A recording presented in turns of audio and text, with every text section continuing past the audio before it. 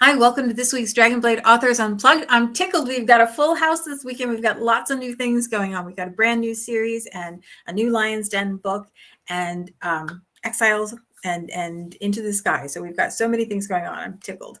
But I'd like to welcome Sara Adrien, Deb Marlowe, Tanya Wilde, Laura Strickland, and Edie Cay. Ladies, thanks so much for taking the time to talk to us. Thank you for having us. We're going to dive right in. Karen Gerard couldn't be here because she's got a little bit of a health challenge, but her book, The Chef and the Countess, came out, book 2 in the Dukes Bastard series. And I'll make sure I pop the link in the comments so you can grab it if you haven't gotten it already. But this week's release start with Deb, which is the Lion's Letters. And it's your first Lion's Den book. Is that right? Yep, it's the Lion's Love Letters. Yeah. Lion's Love Letters. And the story. Yeah, it is. It's my first time playing in the world of the Black Widow of Whitehall. So I had and there's blackmail. Yes. Somebody was so foolish as to blackmail Bessie Dovelion. I don't know how, they had the chutzpah to do it, but they did. But that villain is actually dead. It's the heroine is his daughter who discovers that her father is a blackmailer and she had no idea. And so suddenly she's in possession of all of this incriminating evidence, which really kicks off the storyline. And I just really had so much fun with it. It was just, I'm happy to be included. I mean, it's such a, well-known, well-beloved series. So I'm just happy to be included in it. And I had a great time. And it's got a baddie of a villain. And I loved that, Bessie got to help bring him to his heel. And it was a lot of fun. So. Can you tell us a little bit about the heroine? Yeah, the heroine, like I said, she's been kept secluded a lot of her life, and because her father is a blackmailer, and he's kept her kind of in the country because he's off, he's one of those charming rogues, like he's accepted everywhere in society, but underneath he's like, shark. It's a shark smile, Mm-hmm. he's digging up dirt on people and using it to blackmail them, and he doesn't want her exposed to society because then she could be used against him, right? So she's kind of kept in the country until his death, and then she finds out about discovers accidentally all of this has gone on, and she's in a jam. She's got all this stuff, and the heir is a bad guy and she doesn't want him to get hold of it. And then people start showing up, like looking for the information, like Mrs. Bessie Dovelion and also Mr. Elliot Ward, who is the hero. So it's it's an adventure as well as a romance.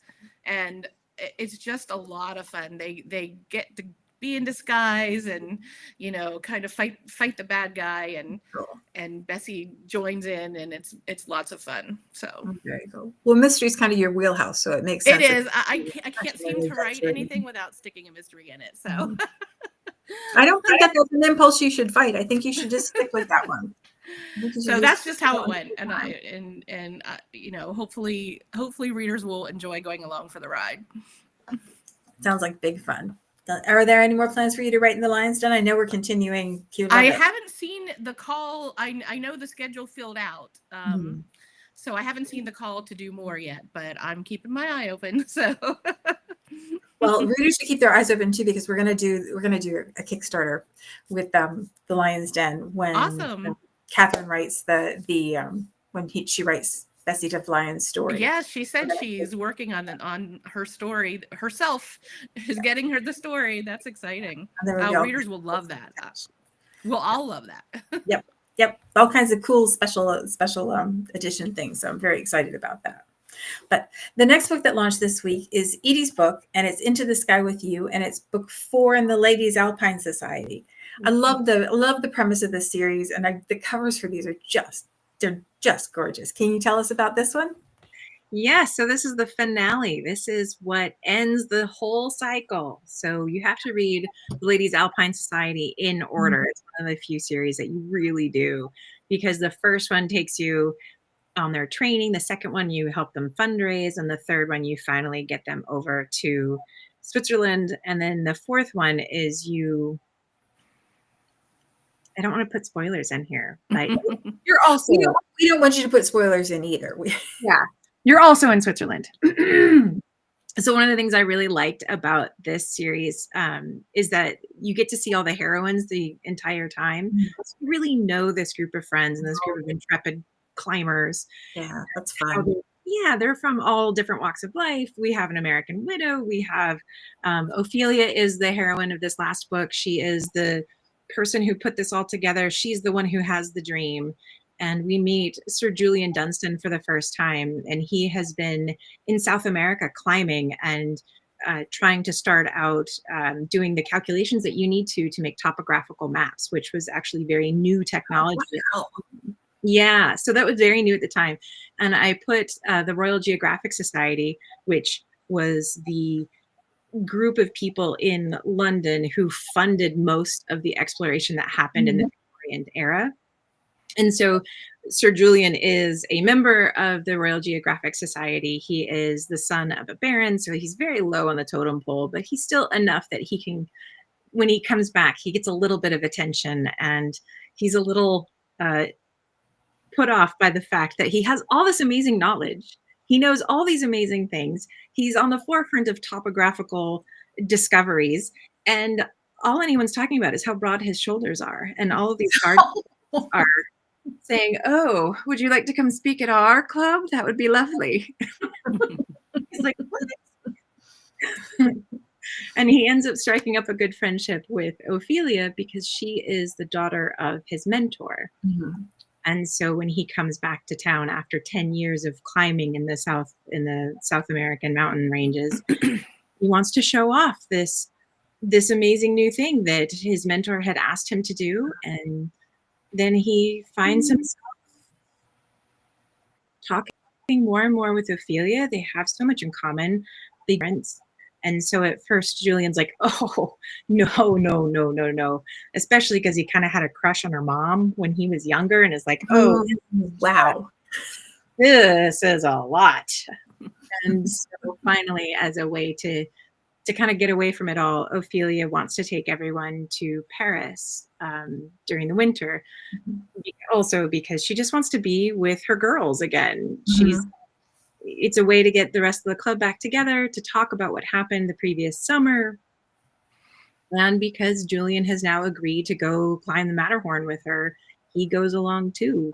And which means we get to go to Paris. Things occur in Paris. Oh, I love that. I love that. I love everything about that. And I'm hoping that we get to learn a little bit about topographical map making. Yes. Yes, yeah. You do. You get a little bit more about South America. You get a little bit more about the age of exploration. So you definitely get all those things. So. Fun. Well, it sounds like big fun. And this is the last book in this series? This is it. This is the finale. You get the whole picture. Do you have anything else lined up?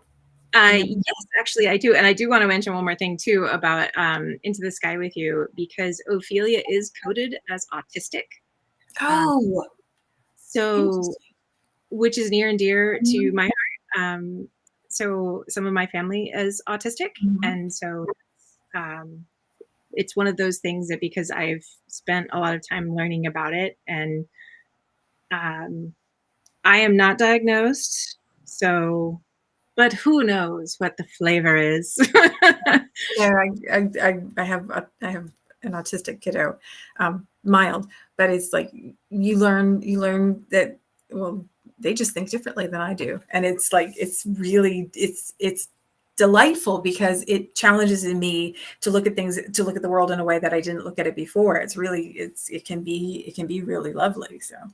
Yes. And the previous book, Into the Breach with You, the Justine is coded as ADHD. And I have found, especially in my friendships, ADHD and autistics usually end up pairing off together. We can't help it. It's just how we work. So yeah. So at any rate, I just wanted to add that little thing. I do have some upcoming books. I'm not ready to spill the beans yet. That's okay. We can wait. We can be relatively patient. We can't be very patient, but we can be relatively patient.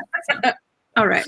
thanks for bumping me about the heroine, because I love it when our heroines and when our characters have real world situations, and especially if it was something that is something that we deal with currently that we did not necessarily recognize as the same then. I think it really informs our opinions, and the more you get to know a character, the more you love them, the more you fall in love with them, and the better the love story is. So awesome. Well, the next book that came out this week is a brand new series, and it's a co-writing team. It's Sara and Tanya's book, and it is Dare to Tempt an Earl in the Spring. Like not in the summer, not in the fall, in the spring is when we're going to dare to tempt him.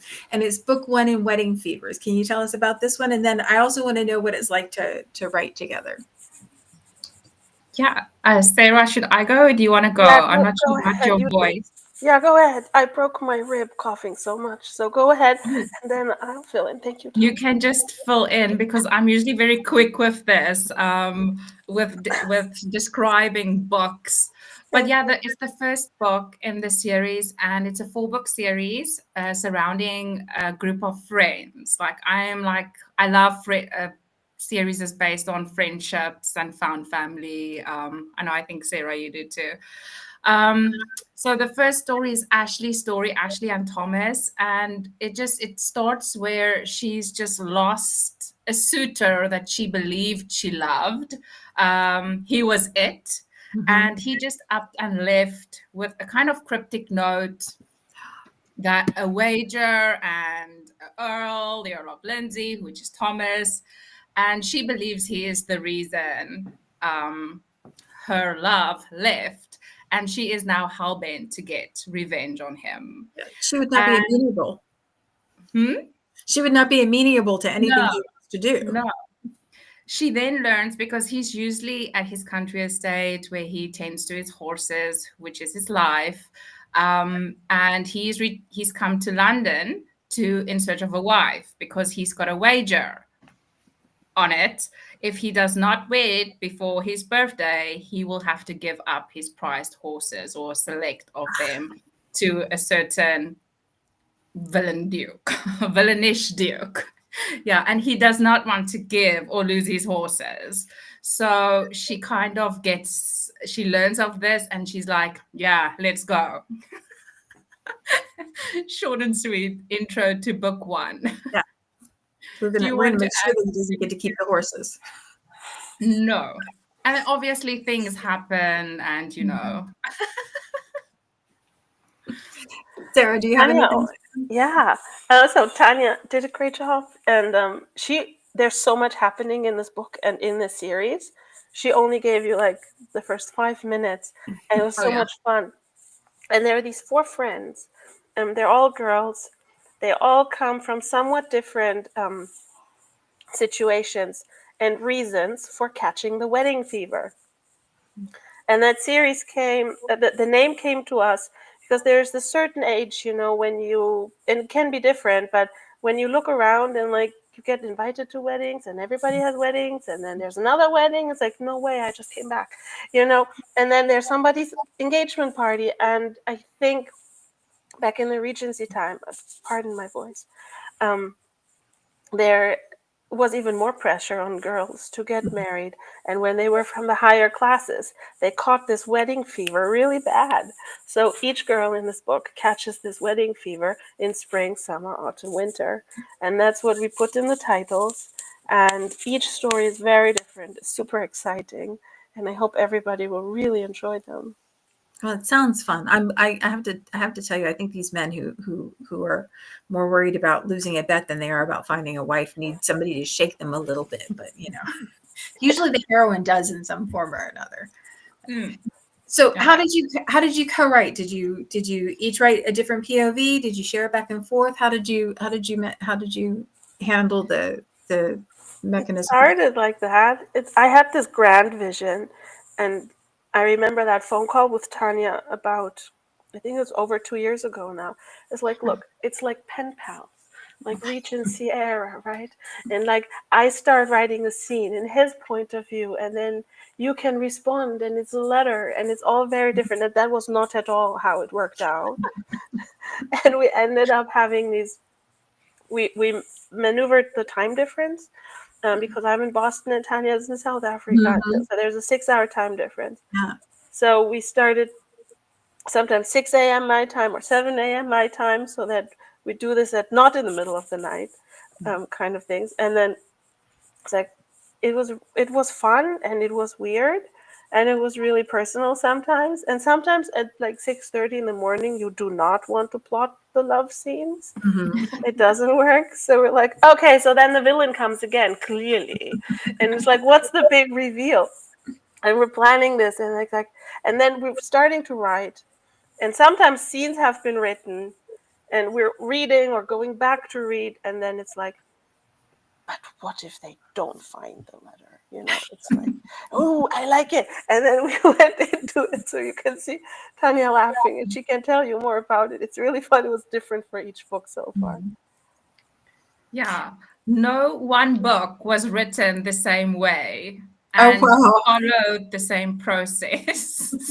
So we're finishing up book 3 and then we're starting with book 4. So it'll be interesting to see how that writing process goes, right, Sarah?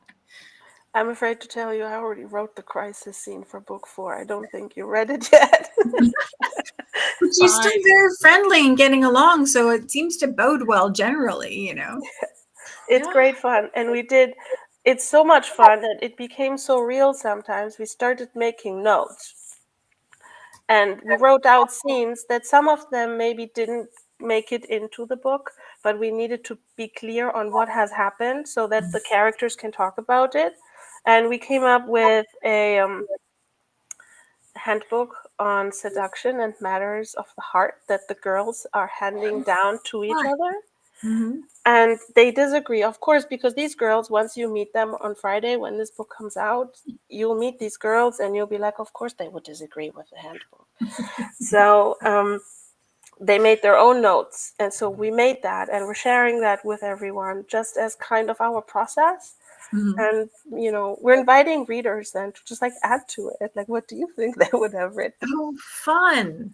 Yeah. Oh, that sounds like so much fun. So this is book 1 and there are 4 seasons. So we get 4 seasons and 4 girls. So we get 4 books total. So 3 more after this. That's right. Yes.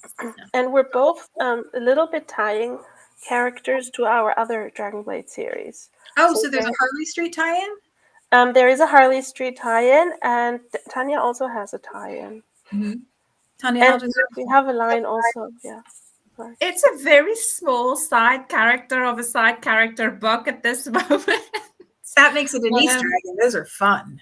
Yeah, so but it does tie in a side character of the first book, Almost a Scoundrel. It's kind of great. Yeah, it's the heroine's mother's father, sister, who's busy with things there with a hotelier. It's the hotelier features, but hopefully he gets his own book. So I'm working towards that. We'll cross our fingers and hope for that. So awesome. Well, I'm looking forward to the rest of the series, and it's really interesting to hear how you manage the co-writing thing. Yeah.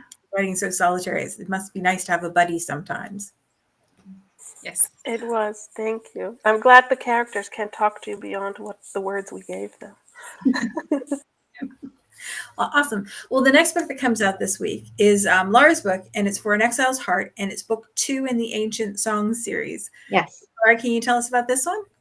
Yes. Well, the Ancient Songs series is based on the premise that the reader is sitting in a Highland hall and listening to tales being told by a Scottish bard. So this will be the second of the tales that he tells. And it's about a third son whose father doesn't think much of him. But the father has already sent the first and the second sons to claim lands in Scotland. This is in the 5th century. And both of them failed. So what do you do? In all the old tales, they send the third son, right? Mm-hmm. So he gets sent against his will to try to claim these lands that his father thinks belong to him. And looks like he's going to fail as spectacularly as his 2 brothers have. But there he does meet his uncle's stepdaughter, whose name is Bradana. And it's like fate opens the ground, and they both fall into this world of belonging to each other. The problem is that she's engaged to someone else. Oh no. Oh, yes. And it's a political alliance that can't be broken. But the hero, whose name is Adair McMurtry, happens to have a sword, and he kind of takes care of things, and they go on the run. Oh no. They go on the run throughout ancient Scotland. Oh wow. And they meet with, actually, Scotland in this book is a character, and they meet with help through the land. They have deer that help them, and the land itself guides them with sunlight and birds, and they wind up where they need to be, but it's a heck of a journey for them. It sounds like it's just the tiniest bit paranormal. Is that right? Well, there are paranormal. I can't write anything without paranormal. It's like you can't write without mystery. I always get a little magic in there somewhere, because to me, that time is magical. People lived so close to the land and interacted with it in ways that I don't know if we really do anymore. Yeah. So it always seems to sneak into my books, but readers seem to like it. Well, I love the idea of Scotland being its own character. Yes. You know, like it has a feeling like that. Well, it does. He's come from Ireland, and he doesn't want any part of it. That's why he's the exile for an exile's heart. But Scotland claims him. Let's just put it that way. No, awesome. How many more books are there in the series? There will be 3 more. Oh, good. So we still have a ways to go. Yeah, the next one is in the 9th century. The 4th one is in the 11th century about Vikings. And the final one brings it all together. That's in the early 14th century. And that's when we get the story of the actual bard who's been telling all the tales. He comes into what a cool setup. Yeah. It brought me to tears a few times, I have to admit. I don't know if I'm the only one who cries at her own books, but there's moments because I usually play music. I play harp music because he's a harper, and it all just sort of gets very emotional at times. Yeah. I think we've all cried those big snotty Joan Wilder tears. But I think it does transfer. The feeling does transfer to the words then, and maybe hopefully to the readers. Yeah. Hopefully. Yeah, I think there's something about writing that means that you have to be open enough and vulnerable enough to feel what your characters are feeling. And if you're doing that, then you're channeling their feelings onto the page to. Absolutely. Yeah. Awesome. Well, that sounds great. And I'm looking forward to the rest of them. So we still have a few minutes left. I thought maybe we could talk a little bit about what are the things that call to you, the things that make you choose the idea to write? I know from talking to writers that everybody has like 1.5 million ideas, and you have to pick the one that's going to be the one that catches you in that moment. What is it that makes an idea go from this kind of amorphous thing to something that's going to turn into a tangible on the page story? Who do you want to answer? I was just saying, look at everybody jumping in. They're just all jumping in, just waiting for me to get to the end of the question. Deb, why don't you go? I mean, for me, it can be multiple things. Sometimes it's a character that just, I've got to tell their story. And sometimes I'll get a whole scene in my head and I have to write that and figure out where it fits in the story, kind of a thing. And sometimes it's like a research. You're doing research and something pops out at you and you're like, oh no, that's a book. So it can come from 1 million places, I think. For me, with Ancient Songs, I was sitting out with the dog. I think I mentioned this last time with book 1, and the beginning of the song that the bard tells in each of the books just started writing itself in my head. So I had to hurry up and get paper and get it down, and everything just came from that. That's wonderful when that happens. Magic. It is magic. Yeah. Edie, what about you? For me, it usually is the historical detail. I usually find the bits that are set. For instance, when I was researching women alpine climbers, because I knew a lot of climbing they don't mean to, but it erases women. Mhm. Modern climbing, alpine climbing, women are a huge part of the community, and that they always get erased. And so sometimes it's one of those things where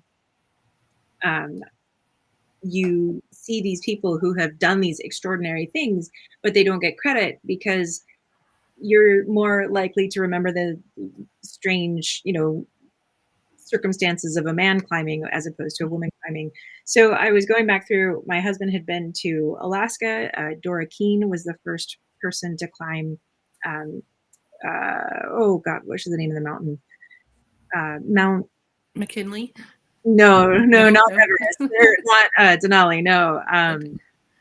It's a different one. Anyway, I was reading about these things, and because my previous series is about women boxers, Mhm. I'm very much interested in how women get erased out of sports. And so I was looking at that. I have climbed in the past. We have a lot of climbers that stay on our property. We live very close to some world-class climbing. I'm very close to Yosemite, which of course is a huge climbing nexus. And so that's just a part of my everyday world. And so I was looking into this because I knew that the first person to make a belt, a harness, was a woman. And her story is fascinating. Not a romance story because, wow. she's a messy person, which is fantastic. Great for other books, but maybe not a romance. And so I was looking into it, and I found the first ascent of the Matterhorn was very fraught because of the 7 people. 3 of them died on the way down, including a British aristocrat. So Lord Douglas. And so Queen Victoria said, no British citizens are allowed to climb mountains anymore, which of course is a silly thing to say. You can't do that. But it did spur me to look into women climbers of the time, and I found the 2 women that basically vied for getting the first climb to Matterhorn's summit, and they both did it in 1871, 5 years after Edward Whymper did it, but no one climbed it the year of the Franco-Prussian War because you couldn't get to Switzerland from there because everybody was blowing each other up. So I think that's pretty amazing considering they were like the 14th and 15th party to reach the top. That's amazing. Yeah. And it's like, I love getting to read people's stories and, Oh, yeah. and like connecting with the real person they were and not just the achievement. So it's like, oh, and for my research books, I have first person accounts of all these women climbers of the time period, and they are so snarky and fighting. And it is so fantastic to read how they're like, oh yeah, maybe these long slogs that you say women are good for, maybe we should actually be doing the really steep stuff, because if we're so weak and men are so strong, then maybe the men should be doing the long slogs instead. In Into the Sky, I do have Ophelia writing a paper, and in the same vein, a real paper was written where they stripped all the gender modifiers and just referred to everyone by last names.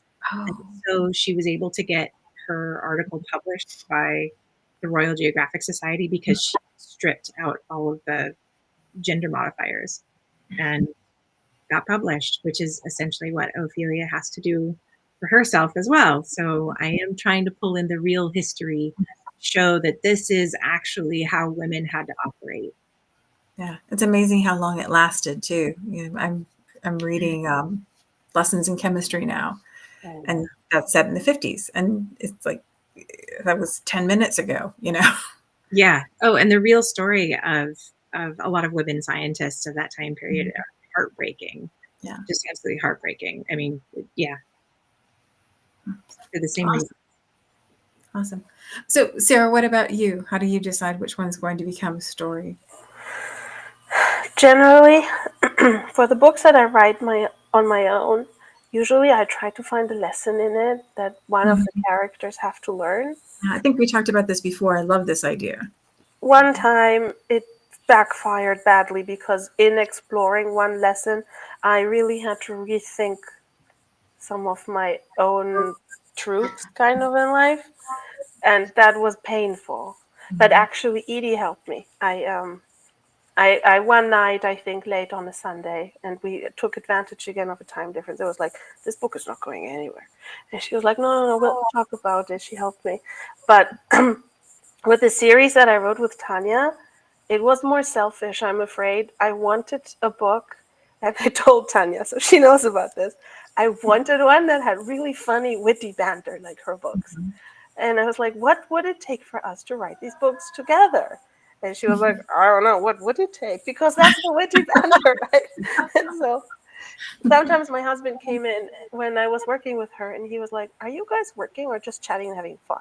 It's like, well, that is what, like Laura said. It doesn't have to be binary, you know. So. It's going to make it into the book. Like if we're having fun and having a fun conversation, then the characters did that. So we thought about, I'll keep this short and let Tanya answer. We thought about what we think our talents are, and we wanted to put our best foot forward and combine that, which is interesting because it's morphing through the 4 books that we're working on.